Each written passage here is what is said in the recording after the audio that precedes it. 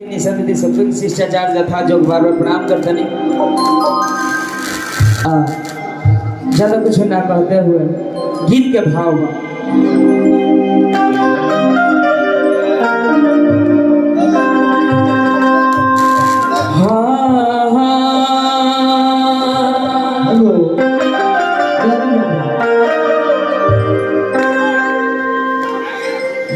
रूपा जी के छोड़ के बाकी लोग आगे लास्ट समय बा बड़ी सुंदर महफिल पूजा होकर चाहे शिवाजी जी चाहे और आई वहाँ के तनी आई मंच के उदास मत रखें देर जागना बहुत जरूरी है।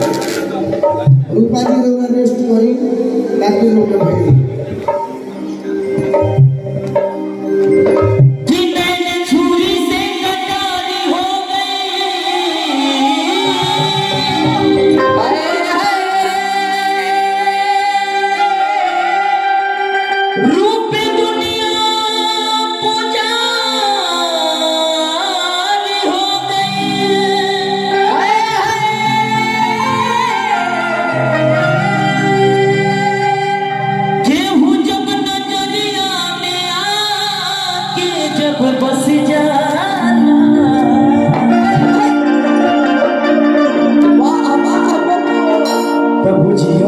प्रेम के बीमारी हो गई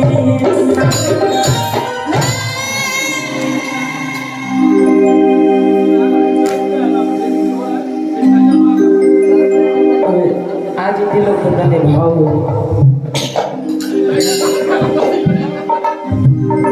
जानी पति पत्नी के बर्तालाप भैया बड़ी सुंदर साउंड और गार्जियन अपने संग जा बहुत प्यारा आशीर्वाद मिले पूरे टीम के बार बार प्रणाम करते नहीं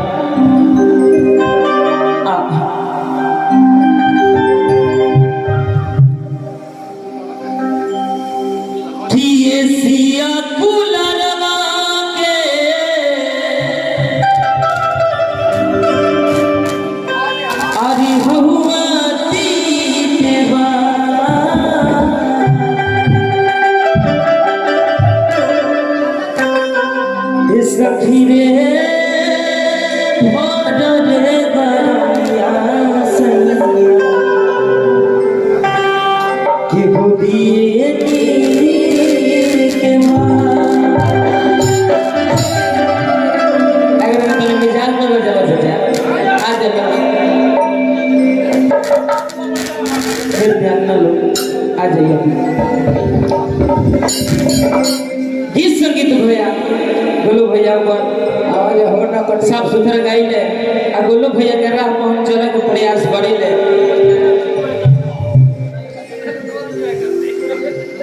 कि काहे खिसिया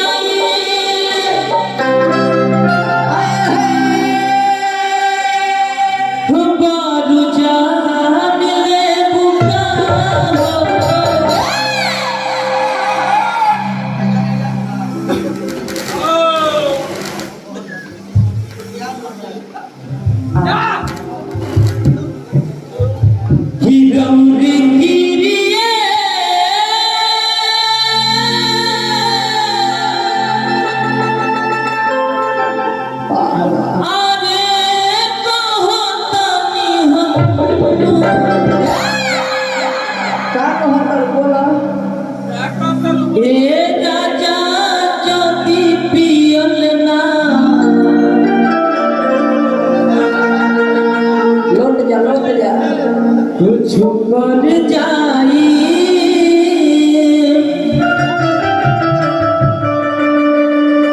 लगा दिली से दर्शन कर हम लोग भेंट हुआ था अच्छा ढेर तरफ से हजारों गीत के भाव हुआ गोलू भैया के गीत बहुत सुंदर लागेला कि जाई के ससुरवा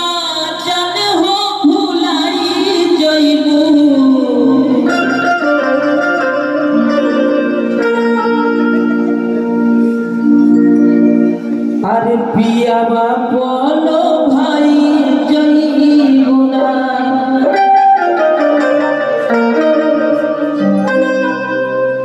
लेकिन गीत के भाव बात जा ए सखी रे भर रे गलतिया